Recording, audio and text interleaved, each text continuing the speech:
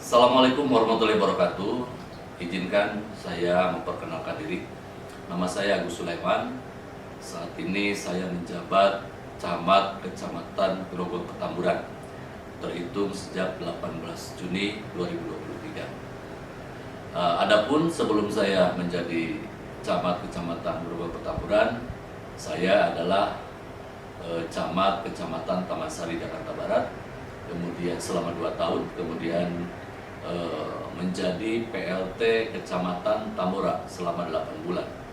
Barangkali bekal yang saya dapat dan pengalaman yang saya peroleh dari 2 wilayah tersebut ini merupakan bekal kami untuk memberikan pengabdian dan pelayanan kepada masyarakat Kecamatan Grogol Petamburan. Demikian, terima kasih. Assalamualaikum warahmatullahi wabarakatuh. Assalamualaikum warahmatullahi wabarakatuh. Selamat pagi.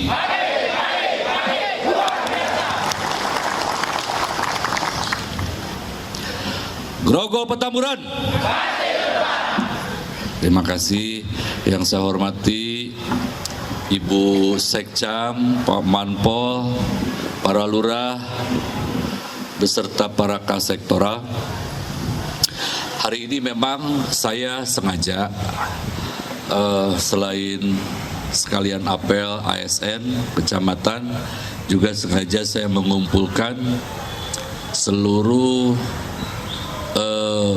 PJLP dan PPSU se-Kecamatan Gropet. Ya, Bapak Ibu sekalian, kenapa sebegitu pentingnya saya perlu mengumpulkan teman-teman para PJLP maupun PPSU se-Kecamatan Gropet. Kemudian teman-teman sekalian, saya harapkan bahwa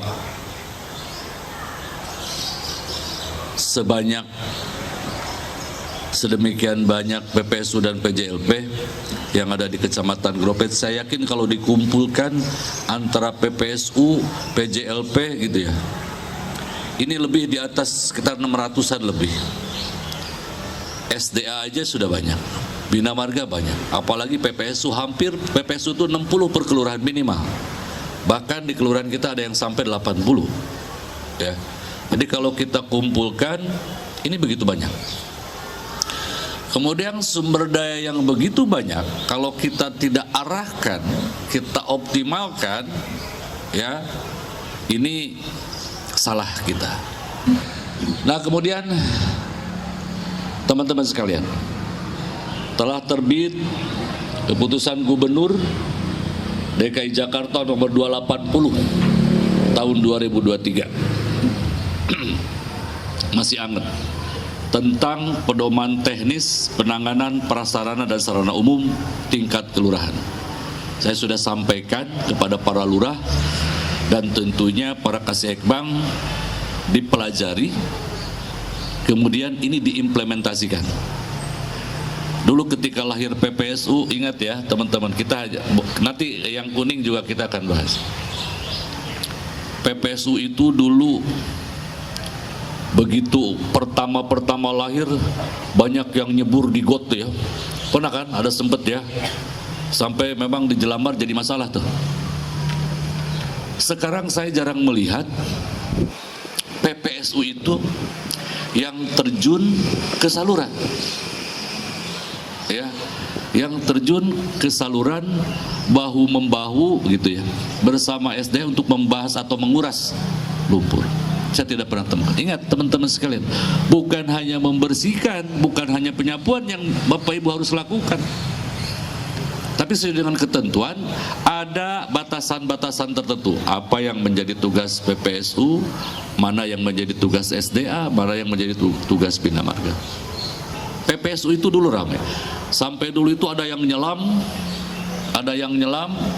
ya, membersihkan. Ingat saya itu PPSU Kelapa Gading, nyelam itu di air yang kotor, dan dulu tidak ada masalah itu, karena begitu semangatnya PPSU sedang bekerja, ya.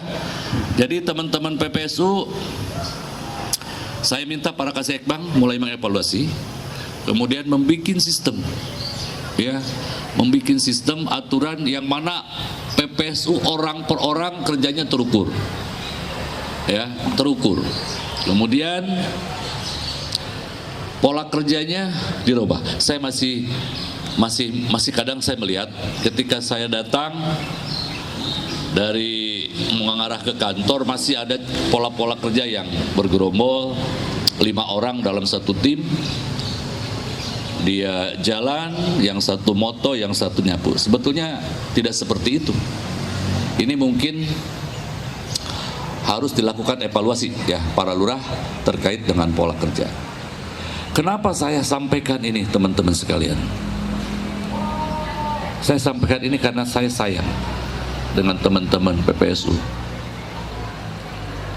Kalau kalian tidak saya kasih tahu, saya takut ada penilaian, ada evaluasi, kemudian hasil evaluasi Bapak Ibu sekalian ternyata tidak memenuhi syarat sebagai PPSU maupun sebagai PJLP.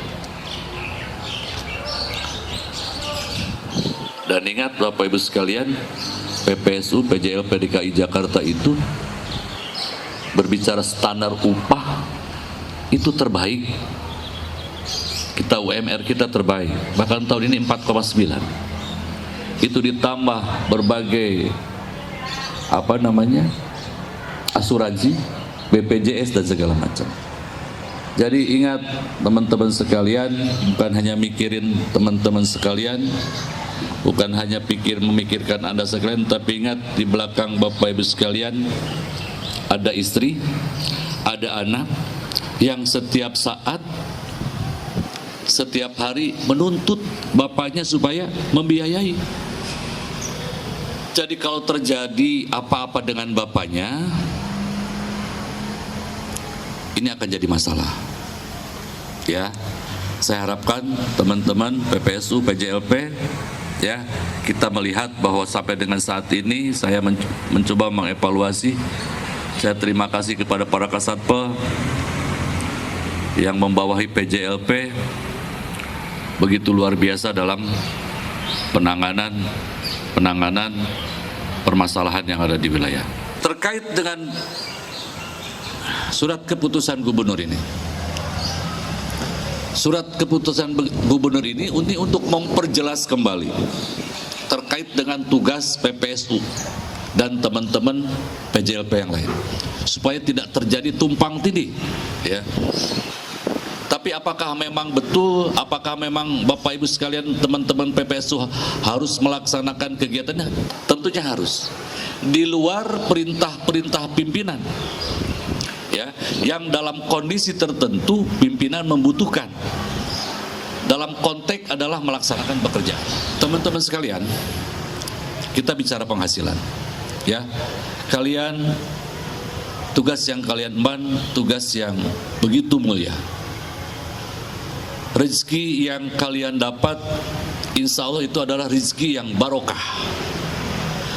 Karena kalian digaji dengan keluar keringat yang luar biasa, panas-panasan di jalan, gitu. Dan hasil dari itu kalian berikan kepada anak istri kita. Ini begitu luar biasa, ya. Hasil perjuangan keras kalian, kemudian itu diberikan kepada anak istri kita. Ini insya Allah akan berkah. Tapi ingat teman-teman sekalian,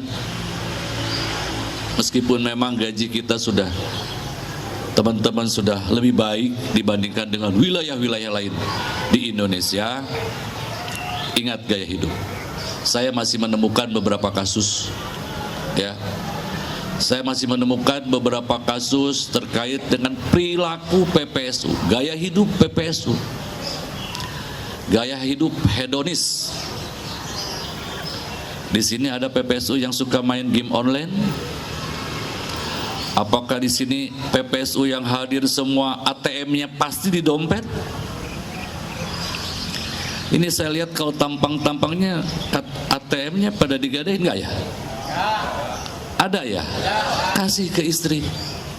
Karena pada beberapa kasus saya melihat, ya, ATM itu digadein. hanya karena untuk memenuhi kebutuhan sesaat.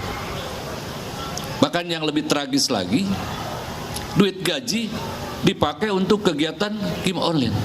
Jangan teman-teman sekalian, jangan ya, hidup itu harus sesuai dengan jangan besar pasak daripada tiang. Rezeki kita seperti itu kita lakukan, kita berikan ya. Jangan kemudian, ini terkait dengan layanan juga.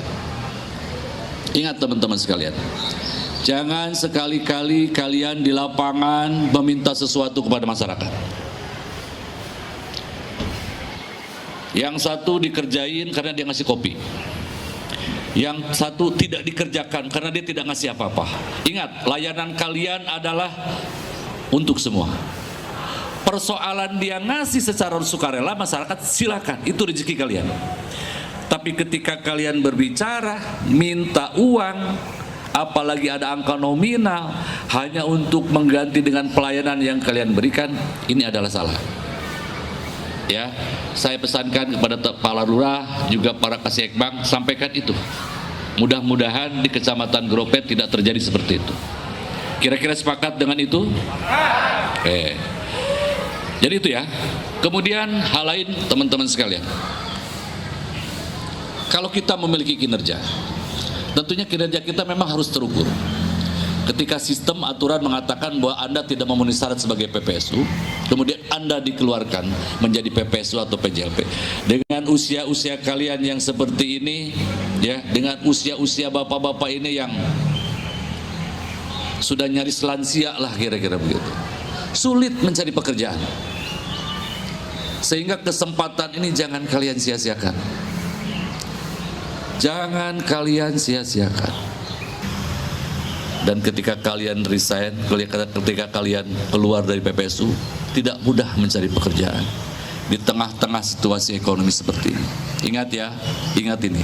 Ingat, kasihanilah anak istri kalian. Kasihan anak istri kalian. Jangan terjebak dengan berbagai pinjaman. Banyak PPSU yang karena pinjol kemudian mereka kabur. Banyak. Itu karena apa? Karena yang bersangkutan si PPSU tersebut tidak mampu memanage ya penghasilannya. Begitu juga untuk PJLP ya. Jadi sekali lagi teman-teman sekalian, para PJLP dan PPSU yang saya banggakan, dalam keluarga besar Kecamatan Gropet, dan saya sebagai camat yang tentunya saya sebagai manajer gitu ya, yang harus mampu menggerakkan sumber daya yang ada. Kembali lagi kepada peraturan gubernur ini, para Kasihekbang mulai ini disosialisasikan kepada teman-teman PPSU, dan tentunya ini harus segera diimplementasikan ya. Layani masyarakat sebaik-baiknya. Layani itu jangan diskriminatif, saya bilang tadi ya, jangan diskriminasi. Pelayanan itu harus bersifat umum semuanya, semua masyarakat. Karena Bapak Ibu sekalian, ketika ada masalah di wilayah ya, camat belum hadir, lurah belum hadir, hadir kalian di tengah-tengah masyarakat dalam rangka mengatasi masalah, maka Pemprov DKI Jakarta itu sudah hadir, sudah dianggap hadir di tengah-tengah masyarakat ya.